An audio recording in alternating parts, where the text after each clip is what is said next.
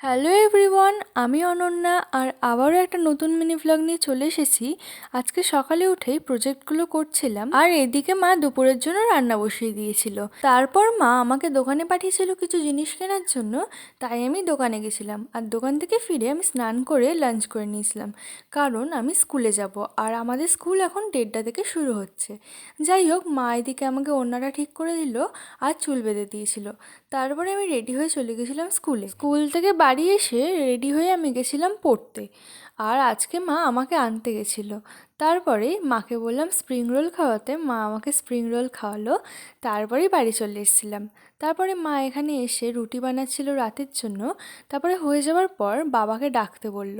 আমি গেছিলাম বাবাকে ডাকতে, আর দেখো কত সুন্দর আয়নাগুলো বানিয়েছে বাবা, বেশ ভালো লাগছিল। যাই হোক, তারপরেই আমরা সবাই মিলে ডিনার করে নিয়েছিলাম। আর ভিডিওটা আজ এখানেই শেষ করছি। ভালো লাগলে লাইক করে দিও। টাটা।